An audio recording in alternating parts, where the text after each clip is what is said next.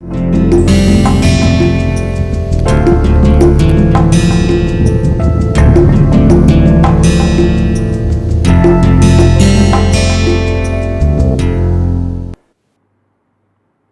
Friends, आप सभी का फाउंडेशंस ऑफ आर सॉफ्टवेयर के कोर्स में बहुत बहुत स्वागत है।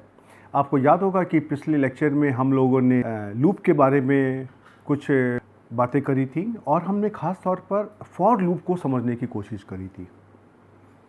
तो आज हम इसी लेक्चर को आगे बढ़ाते हैं और हम यहाँ पे आज फॉर लूप की जगह व्हाइल और रिपीट लूप उनके बारे में बात करेंगे। अब जो पहला सवाल आता है कि ये जो हमारे रिपीट और व्हाइल लूप होते हैं, इनको हम किस प्रकार की कंडीशन में इस्तेमाल करते हैं। तो जिस तरह से आपने देखा था कि जब हम फॉर लूप को इस्तेमाल करते हैं तो उसमें हमारी पहली कंडीशन होती है कि मुझे अपने प्रोग्राम को कितनी बार रिपीट करना है, ये मुझको मालूम है।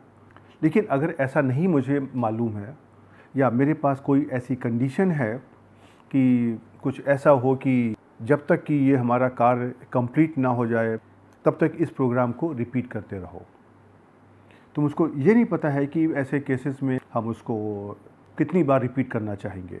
जैसे हम जब भी कभी सिमुलेशन करते हैं या हम ऑप्टिमाइजेशन करते हैं तो उसमें हम अपनी प्रोग्राम को बार बार रिपीट करते रहते हैं, लेकिन मुझको ये नहीं मालूम होता है कि कितनी बार रिपीट करने के बाद में यह वैल्यू हमारी कन्वर्ज कर जाएगी। तो ऐसी कंडीशन में हम व्हाइल लूप का इस्तेमाल करते हैं कि जब तक कि हमारी वो कंडीशन सेटिस्फाई होती रहेगी तब तक हमारा जो प्रोग्राम कार्य करता रहेगा। और उसी तरीके से आप देखेंगे कि रिपीट के अंदर भी हमारा कुछ ऐसे ही काम होता है। चलिए हम इस लेक्चर की शुरुआत करते हैं और हम इन सब चीज़ों के बारे में आपको धीमे धीमे करके बताते जाएंगे और हम साथ में कुछ उदाहरण लेंगे जिसके द्वारा हम आपको इन लूप्स की जो फंक्शनिंग है, अर्थात ये किस प्रकार से कार्य करते हैं, उसके बारे में समझाने की कोशिश करेंगे। तो चलिए हम इस लेक्चर को आरंभ करते हैं। तो जैसा आपको याद होगा कि हम लोग अभी कंट्रोल स्ट्रक्चर्स के बारे में बात कर रहे थे और इसमें से हम लोगों ने पहले कंट्रोल स्टेटमेंट्स की बात करी है।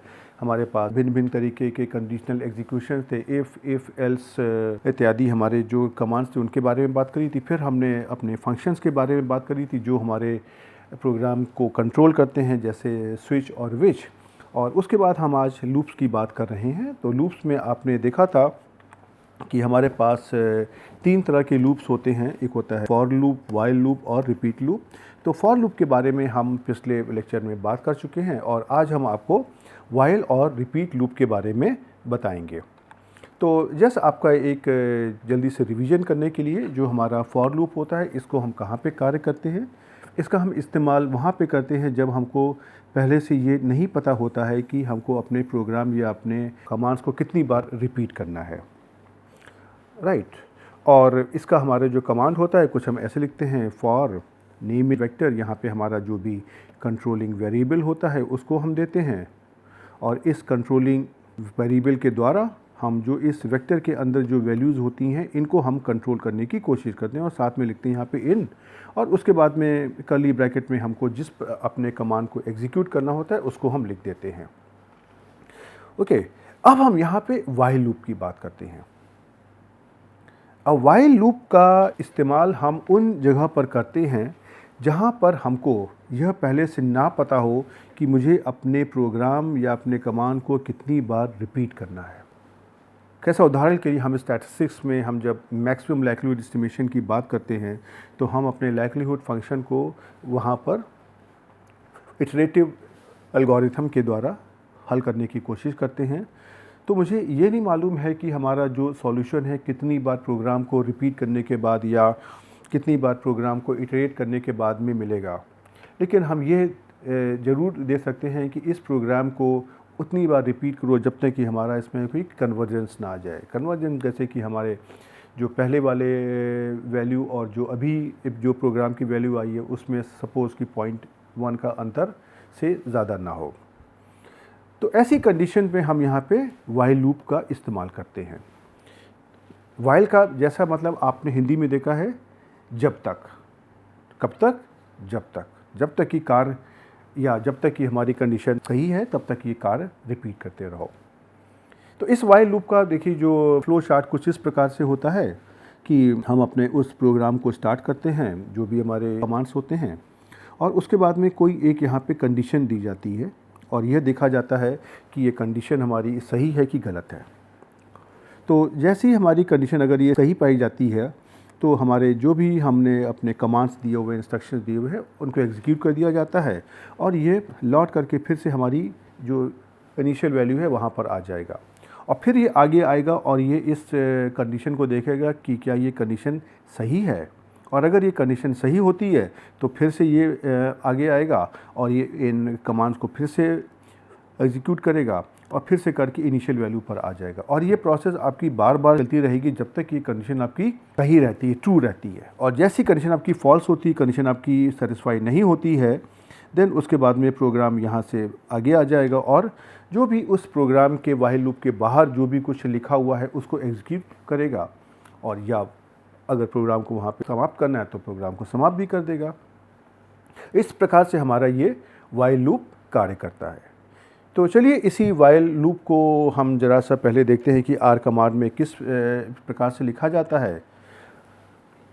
तो आर सॉफ्टवेयर में इस व्हाइल लूप को लिखने के लिए हमारा कमांड होता है व्हाइल, WHILE। सब कुछ हम लोअर केस अल्फ़ाबेट में लिखेंगे और उसके बाद हम पैरेंथेसिस में अपनी उस कंडीशन को लिख देंगे जिसको हम टेस्ट करना चाहते हैं। तो इस कंडीशन का जो उत्तर आएगा वो या तो होगा ट्रू और या होगा फॉल्स। तो यहाँ पर हमारा होता है कि ये हमारा प्रोग्राम तब तक कार्य करेगा जब तक कि हमारी कंडीशन ट्रू रहती है। और कौन कौन से कार्य करेगा उसके कमांड हम यहाँ पर इस कर्ली ब्रैकेट के अंदर दे देते हैं। तो जब तक कि हमारी ये कंडीशन ट्रू रहेगी, इस कर्ली ब्रैकेट के अंदर लिखे हुए सारे के सारे कमांड्स बार बार एग्जीक्यूट होते रहेंगे और जैसी ये कंडीशन हमारी फॉल्स होगी, ये हमारा कंट्रोल इस कर्ली ब्रैकेट के बाहर आ जाएगा। और अगर एक इसमें से जो आपने कंडीशन दी है, अगर ये इस लूप में एंटर करने के पहले सही नहीं होती है, देन उसके बाद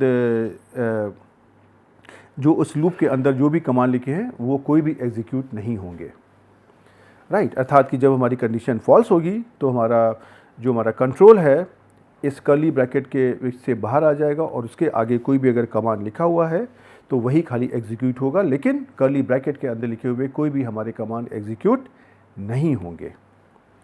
तो अब जरा सा चलिए हम इस व्हाइल लूप को एक छोटे से उदाहरण के द्वारा समझने की कोशिश करते हैं। और ये उदाहरण भी जो हमने ऐसे लिए हुए हैं जो हमारे फॉर लूप से मिलते जुलते हैं, कि जहाँ पर आपको समझने में आसानी हो जाए और आप ये भी कंपेयर कर सकें कि फॉर और व्हाइल लूप का जो एप्लीकेशन में हम किस प्रकार से कमांड लिखते हैं उनमें क्या अंतर होता है। तो चलिए हमारा यहाँ पे उद्देश्य बहुत ही छोटा सा है कि हम एक कोई संख्या लेते हैं एक, और उसके आगे हम उसमें एक में हम दो दो करके वैल्यूज़ को ऐड करते जाएंगे और जो जो हमारी वैल्यूज आती जाएंगी उनका स्क्वायर प्रिंट करते जाएंगे। और ये प्रिंटिंग हमारी तब तक चलती रहेगी जब तक कि हमारी संख्या खुद से छोटी रहती है। तो इसके लिए देखिए हमने लिखा i = 1 और फिर हमने लिखा while, WHILE, और पैरेंथेसिस में अपनी कंडीशन लिख दी कि i < 10, अर्थात कि जब तक कि i हमारा जो भी वैल्यू है ये हमारी 10 से छोटी होगी, जब तक ये कंडीशन सही होती है, ट्रू होती है, जब तक कि ये कर्ली ब्रैकेट्स में हमारे जो भी कमांड्स लिखे हुए हैं ये हमारे सही रहेंगे। और क्या हमारे कमांड्स हैं कि जो भी i की वैल्यू ली है उसको मैंने यहाँ पे प्रिंट कर दिया से प्रिंट i², और उसके बाद में जो अगली वैल्यू हमारी आएगी वो हमारी i = i+2 आ जाएगी, अर्थात i को हम i+2 से रिप्लेस कर देंगे, अर्थात i की जो वैल्यू उसमें हम 2 को ऐड कर देंगे। तो चलिए पहले देखते हैं कि ये हमारा प्रोग्राम किस प्रकार से कार्य करेगा। तो सबसे पहला तो आता है कि ये जब स्टार्ट करेगा तो इसकी वैल्यू क्या होगी, i = 1। ये कहाँ से आएगी, देखिए यहाँ से। उसके बाद ये कंट्रोल आपका नीचे आएगा और ये क्रॉस चेक करेगा कि i < 10। इसका उत्तर आता है ट्रू, ये यहाँ पर होगी चेक। इसके बाद ये आगे आएगा और ये कह देगा कि प्रिंट i² अर्थात 1² यहाँ पर, और उसके बाद ये कर देगा कि i की जो वैल्यू अभी है उसमें से 2 को ऐड कर दिया जाए तो हो जाएगा 1 + 2 = 3, ये यहाँ पर होगा। और इसके बाद यहाँ से करने के बाद में ये जो हमारा कंट्रोल है ये हमारा उठ करके वापस आएगा यहाँ पर। अब जो यहाँ पे i की वैल्यू आई है 3, इसमें से ये फिर से चेक करेगा क्या i की वैल्यू 10 से छोटी है, उत्तर आएगा ट्रू। तो ये फिर से हमारा जो भी i की वैल्यू है 3 स्क्वायर उसको ये प्रिंट कर देगा और उसके बाद में i को रिप्लेस कर देगा कैसे 3 + 2 अर्थात 5। और फिर से हमारा कंट्रोल वाइल के ऊपर आएगा और फिर से अब ये यहाँ पर ये देखेगा कि i = 5 पर क्या ये कंडीशन सही है कि i < 10, उत्तर आता है ट्रू। तो ये फिर से यहाँ पर प्रिंट 5 स्क्वायर कर देगा और उसके बाद में फिर ये i की वैल्यू को चेंज कर देगा 5 + 2 और ये हो जाएगी 7। जब ये वैल्यू हमारी 7 आएगी तो फिर से ये हमारा कंट्रोल वाइल लूप की कंडीशन को फिर से टेस्ट करेगा और यहाँ पे लेगा लेकिन i = 7 और i की वैल्यू को चेक करेगा क्या ये 10 से छोटी है, उत्तर आएगा ट्रू। और अगर ये उत्तर ट्रू है तो ये प्रिंट कर देगा 7 स्क्वायर और साथ ही i को बदल देगा 7 + 2 में, जिसकी वैल्यू हो गई 9। अब इसके बाद में जब 9 होने के बाद में हमारी अगली वैल्यू हमारी होगी i = 9 और ये फिर से हमारी वाइल कंडीशन को क्रॉस चेक करेगा। तो इसने फिर से चेक किया कि क्या हमारा i की जो वैल्यू है 9 क्या 10 से छोटी है, उत्तर आता है ट्रू। तो ये फिर से हमारा यहाँ पर प्रिंट कर देगा 9 स्क्वायर और उसके साथ में i की वैल्यू क्या हो जाएगी 9 + 2 11। अब इसके बाद में आपको ध्यान देना है कि क्या यहाँ पर होगा। अब जब यहाँ पे i की वैल्यू आ गई 11 तो फिर से i = 11 हमारा यहाँ से उठ करके इस वाइल कंडीशन में जाएगा और ये क्रॉस चेक करेगा कि क्या i की वैल्यू 10 से छोटी है और उत्तर आता है फॉल्स, ये गलत है। तो ये यहाँ पर अब इस प्रोग्राम को रोक देगा और ये जो कंट्रोल है ये आपका इस कर्ली ब्रैकेट के बाहर आ जाएगा। और देखिए यही तो आउटकम आपको मिला है यहाँ पे 1 square, 3 square, 5 square, 7 square, 9 square जो मैंने यहाँ पर देखिए निकाला है। तो आप देख सकते हैं कि इसको यहाँ पर एग्जीक्यूट करना देखिए बहुत ही आसान काम है। और आगे बढ़ने के पहले हम आपको ज़रा सा इसको R सॉफ्टवेयर में करके दिखा देते हैं सो दैट कि आपको कॉन्फिडेंस आ जाएगा, राइट। लेकिन आपके लिए इम्पॉर्टेंट ये है कि आप ये किस प्रकार से कार्य कर रहा है आप उसको समझिए। तो देखिए आपने जैसे उस प्रोग्राम को यहाँ पे लिखा तो देखिए आपको ये आउटकम दे देगा। अब चलिए हम एक और उदाहरण लेते हैं और इस उदाहरण में हम आपको कुछ और करके दिखाते हैं। तो जैसा मैंने फॉर लूप में भी एक उदाहरण लिया था जहाँ पर मैंने फंक्शन का इस्तेमाल किया था, तो वहाँ पे मैंने आपको ब्रीफली बताया था कि फ़ंक्शन हमारे क्या होते हैं, प्रोग्राम होते हैं और उसको हम किस प्रकार से लिखते हैं। तो यहाँ पे हम आपको अब फिर से उसी बात को रिपीट नहीं करेंगे, लेकिन हम उसका यहाँ पर इस्तेमाल करेंगे। और हमारा यहाँ पे ऑब्जेक्टिव क्या है? हमारा ऑब्जेक्टिव ये है कि हम कुछ ऐसा करना चाहते हैं कि कोई मुझसे पूछे कि कोई 25 से नीचे की संख्या बताओ, और हम क्या करना चाहते हैं कि जो भी हमारी संख्या है उसके आगे से लेकर के 25 तक हमारी जितनी भी इंटीजर्स होंगे उनका हम आपस में जोड़ करना चाहते हैं। जैसे कि अगर हम कहें कि आपने हमसे कहा कि कोई हमको संख्या बताओ जो 25 से कम है, मैंने कह दिया 18, तो 18 से हम 18 + 19 + 20 अप टू हियर 25 तक का हम वैल्यू निकालना चाहते हैं। तो इस कार्य को किस प्रकार से किया जाए? अब इस कार्य को करने के लिए आप ध्यान देंगे मैं यहाँ पे एक और कमांड्स हैं, 2 कमांड, एक है रीड लाइन और एक प्रॉम्प्ट है, इनका हम इस्तेमाल कर रहे हैं। इसके बारे में हम आपको आगे बताएंगे, लेकिन इनका कमांड का इस्तेमाल इतना होता है कि किसी लाइन को रीड करने की कोशिश करते हैं और प्रॉम्प्ट होता है हमारा उस प्रोग्राम को वहाँ पे रोक देता है। जैसा आपने देखा है कि बहुत सारे हमारे प्रोग्राम्स होते हैं कि जब हम कोई वैल्यू को वहाँ पर एंटर करते हैं उसके बाद वो प्रोग्राम आगे बढ़ता है, तो उसी तरह का कार्य ये भी करेगा। तो चलिए सबसे पहले हम इस फंक्शन को लिखते हैं और हम आपको इस प्रोग्राम को समझाते हैं और उसके बाद में देखेंगे कि ये किस प्रकार से कार्य करता है। तो सबसे पहले मैंने यहाँ पे लिख दिया फंक्शन, उसके बाद में मैंने यहाँ पे पैरेंथेसिस में कोई भी इनपुट दिया नहीं है। क्यों? क्योंकि आपका इनपुट उसी प्रोग्राम के बीच में से आएगा, इसलिए मैंने इसको ब्लैंक छोड़ दिया है, खाली छोड़ दिया है। उसके बाद में देखिए ये जो कर्ली ब्रैकेट है नंबर 1 और ये नंबर 1, इसके बीच में मैंने अपने कमांड्स को लिख दिया जिनको हम एग्जीक्यूट करना चाहते हैं। उसके बाद में मैंने अपना एक इनिशियल वेरिएबल लिया और उसकी वैल्यू हमने दे दी 0। तो इसने इस वेरिएबल का मैंने नाम दिया है सम और इसने उसको इनिशियलाइज कर दिया है। अब उसके बाद हमको एक ऐसा कमांड लिखना है जहाँ पर हम ये चाहते हैं कि जब हम प्रोग्राम को एग्जीक्यूट करें तो वो हमसे बीच में पूछे कि आप कोई एक 25 से छोटी संख्या को एंटर करिए। तो इस कार्य को करने के लिए मैंने देखिए कुछ ऐसे लिखा। मैंने पहला कमांड यूज़ किया as.integer। आप मुझे ये बताइए, ये as.integer क्या करेगा, ये आपको क्या बताने की आवश्यकता है? आपने पहले देखिए as.character, as.numeric, इस तरह के बहुत सारे कमांड सीखे हुए हैं। तो उसी प्रकार से ये as.integer भी है, जो भी हमारी वैल्यू होगी उसको वो इंटीजर के फॉर्म में कन्वर्ट कर देगा। उसके बाद हम यहाँ पे कमांड यूज़ करते हैं रीड लाइन और यहाँ पे करते हैं प्रॉम्प्ट, और साथ ही हम यहाँ पे डबल कोट्स में लिखते हैं please select any number less than 25, अर्थात 25 से छोटी किसी संख्या को चुनिए। अब इसके आगे हमें क्या करना है, देखिए अगर कोई 25 के ऊपर की संख्या होगी तो हमारा प्रोग्राम वहीं पे ख़त्म हो जाएगा। लेकिन अगर 25 से छोटी संख्या अगर है तो हमको उसका सम चाहिए। तो मैंने यहाँ पे लिखा वाइल और यहाँ पे लिखा कंडीशन इस पैरेंथेसिस के अंदर कि जब तक कि नंबर हमारा 25 से छोटा या बराबर है। ये नंबर कहाँ से आएगा, देखिए ये वाला नंबर जो आपने इंटर किया है, कब तक आप करिए, सम को आप रिप्लेस करिए सम प्लस नंबर से। तो पहले इटरेशन में जो सम की वैल्यू कहाँ से आएगी, ये वाली इनिशियल वैल्यू, और नंबर की वैल्यू कहाँ से आएगी, ये जो आपने यहाँ पर दी हुई है। और उसके बाद में आप नंबर को रिप्लेस करिए नंबर प्लस 1 से, अर्थात जो आपने नंबर दिया उसमें से आप एक जोड़ दीजिए। और ये वाला कार्य हम इस जो भी हमारा ये कर्ली ब्रैकेट 2 के अंदर मैंने लिखा हुआ है उसके अंदर करने की कोशिश कर रहा हूँ। और जब ये हो जाए इसके बाद में आप प्रिंट कर दिए पेस्ट, मतलब कि जो भी हमारा स्टेटमेंट है हम उसको पेस्ट करना चाहते हैं साथ में वैल्यू को। तो ये पेस्ट कमांड भी क्या होता है इसके बारे में हम आपको बाद में और डिटेल में बताने की कोशिश करेंगे। ये बहुत ही हमारे कॉमन सिंटैक्स होते हैं आउटपुट को देखने के लिए। तो हम यहाँ पे लिखना चाहते हैं the sum of numbers receive from the while loop, और उसके आगे हम यहाँ पे अपना जो भी सम की वैल्यू आई है, जो कहाँ से जो फाइनल वैल्यू आई है यहाँ से हम उसको लिखना चाहते हैं। तो अब अगर आप समझने की कोशिश करिए तो ये हमारा किस प्रकार से कार्य करेगा।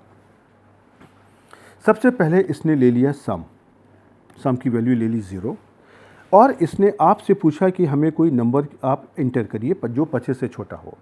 तो मैंने नंबर ले लिया सपोज 23। अब देखिए यहाँ पर क्या होगा, अब ये कंट्रोल हमारा यहाँ पर आएगा और ये क्रॉस चेक करेगा क्या ये नंबर हमारा 25 से कम है। उत्तर आएगा हाँ, ट्रू।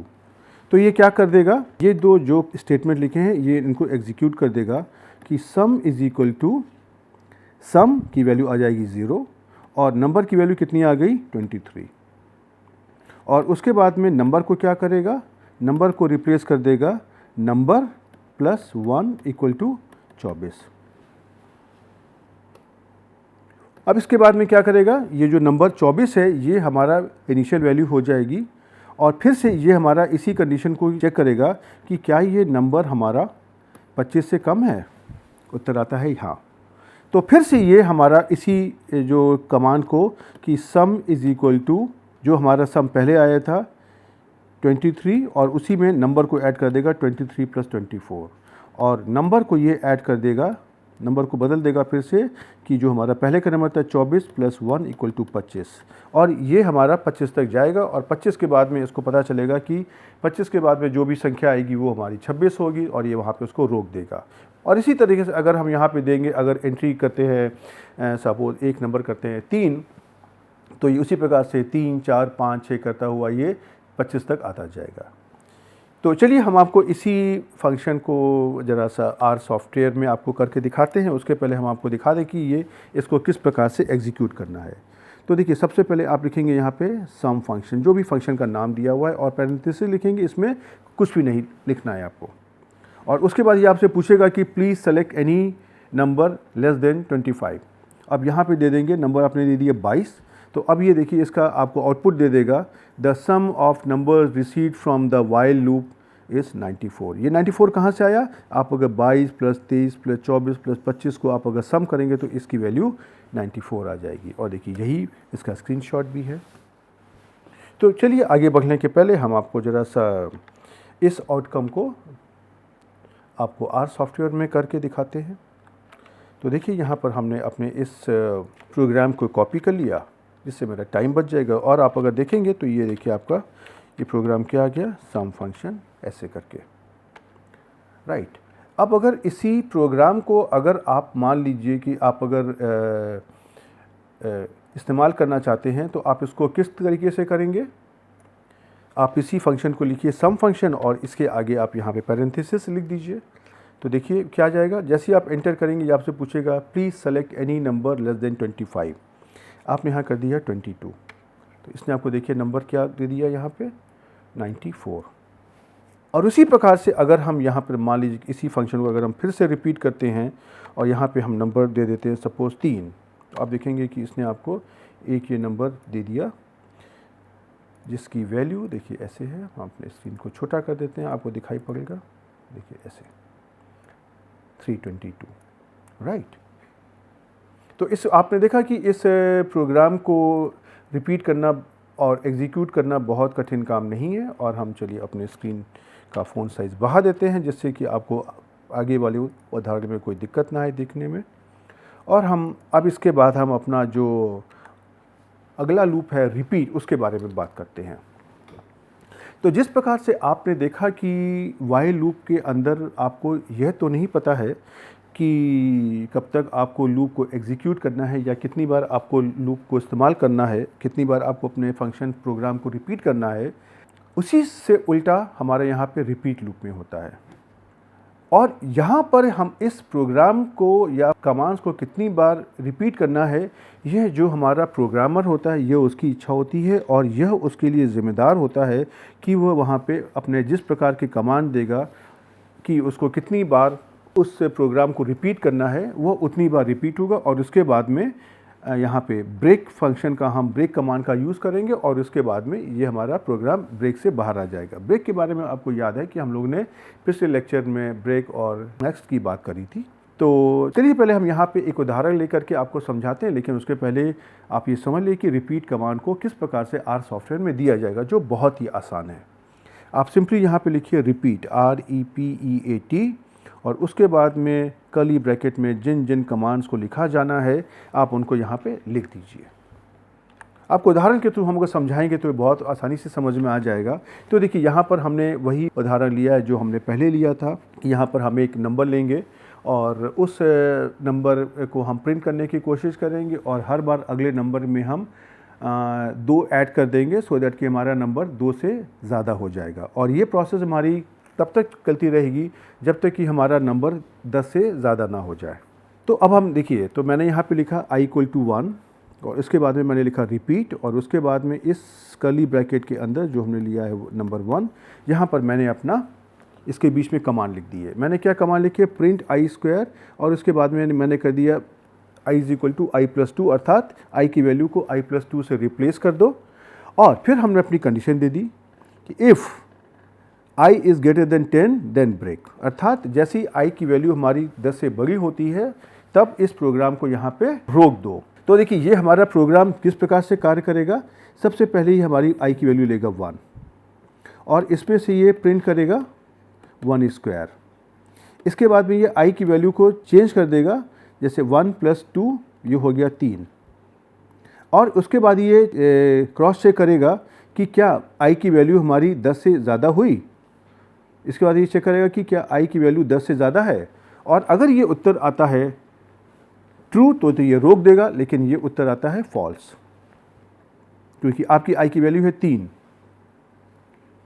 तो अब ये क्या करेगा, अगले स्टेप में जो हमारा i की वैल्यू आई है 3, इसको ले लेगा और फिर ये कमांड को यूज़ करेगा, ये प्रिंट i², तो प्रिंट ये हो जाएगा 3² और उसके बाद ये आएगा कि i की वैल्यू को i+2 करना है, तो i की वैल्यू हो जाएगी 3 + 2 = 5 और फिर से ये चेक करेगा कि क्या i हमारा 10 से ज़्यादा है और उत्तर हमारा यहाँ पर आएगा फॉल्स क्योंकि i की वैल्यू हमारी क्या है 5। तो ये क्या करेगा, अब ये i की वैल्यू को 5 लेगा और ये अगला ये जो हमारा कमांड है इसी को कमांड को फिर से अगली बार रिपीट कर देगा और ये हो जाएगा i = 5 में आ जाएगा हमारा प्रिंट 5² एंड देन यहाँ से हमारा i हो जाएगा हमारा 5 + 2 अर्थात 7 और फिर से ये क्रॉस चेक करेगा क्या हमारा i 10 से ज़्यादा है। तो 7 हमारा 10 से ज़्यादा होता है, नहीं, ये कंडीशन हमारी हो गई फॉल्स। तो अब ये क्या करेगा कि अभी यहाँ पर ये i इक्वल टू 7 लेगा और फिर से ये प्रिंट करेगा प्रिंट 7 स्क्वायर और फिर से i की वैल्यू को बदल देगा 7 प्लस 2 जो हमारी हो जाएगी 9 और फिर से ये क्रॉस चेक करेगा कि क्या जो हमारा 9 है ये हमारा क्या 10 से ज़्यादा है, उत्तर आ जाएगा फॉल्स। तो ये फिर से हमारा यहाँ पर आ जाएगा और ये i इक्वल टू 9 की वैल्यू ले लेगा और फिर से ये प्रिंट कर देगा प्रिंट 9 स्क्वायर और उसके बाद में ये ले लेगा i इक्वल टू 9 प्लस 2 जो हमारा हो जाएगा 11। अब यहाँ पे आपको समझना है कि देखिए क्या होता है। जैसे ही इसने यहाँ पे i की वैल्यू ले ली 11 और इसने इस कंडीशन को चेक किया i इज़ ग्रेटर देन 10, ये कंडीशन हमारी सही हो गई क्योंकि 11 इज़ ग्रेटर देन 10, ये सही है। और जैसे ही ये हुआ इसने इस प्रोग्राम को यहाँ पे कर दिया ब्रेक और यहाँ पर आपका प्रोग्राम रुक जाएगा। और यही तो देखिए आपको यहाँ पर आउटकम दिखाई दे रहा है, 1 square, 3 square, 5 square, 7 square, 9 square इत्यादि।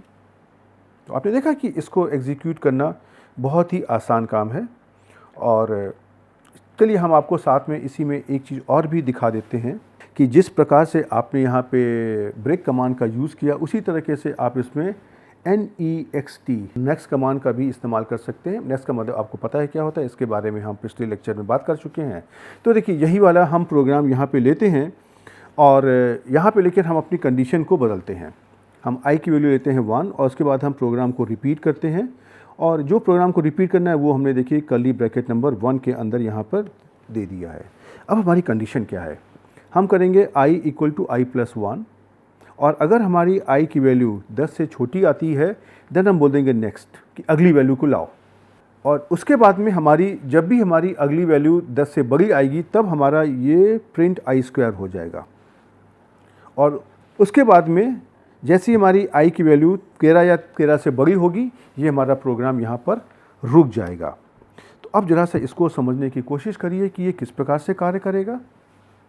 जैसे आपने लिया यहाँ पर i इक्वल टू 1 यहाँ पर, अब आपने इसको रिपीट किया तो ये आपका हो गया i equal to i plus 1 अर्थात 1 प्लस 1 इक्वल टू 2।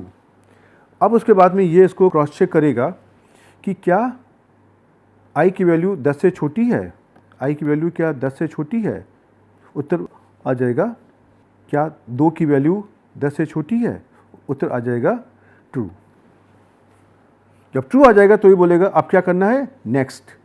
तो ये आप में को यहाँ पर जो भी आपको i की अगली वैल्यू है वो ले लेगा i इक्वल टू कैसे यहाँ पे हो जाएगा 2 प्लस 1 हो जाएगा 3 और फिर से ये चेक करेगा क्या 3 की वैल्यू 10 से छोटी है, उत्तर आएगा हाँ छोटी है। तो ये फिर से आपको i की अगली वैल्यू ले लेगा और ये वैल्यू आपकी कहाँ तक चलती रहेगी, जब तक कि आपका आ जाएगा i इक्वल टू 9 और उसके बाद में आएगा i इक्वल टू 9 प्लस 1 और यहाँ पर आप जब देखेंगे कि 10 इक्वल टू 10 हो गया तो यहाँ पर तक हमारी ये कंडीशन हमारी फॉल्स हो जाएगी क्योंकि आपने कंडीशन दी है i लेस देन 10 अर्थात i की वैल्यू 10 से छोटी होनी चाहिए। और जैसे ही यहाँ पे ये आपकी कंडीशन फॉल्स होगी ये आपको प्रिंट कर देगा i स्क्वायर अर्थात 10 स्क्वायर और उसके बाद में फिर से i की अगली वैल्यू लेगा 10 प्लस 1 और देखेगा कि ये कंडीशन हमारी सेटिस्फाई होती है कि 11 10 से छोटा है,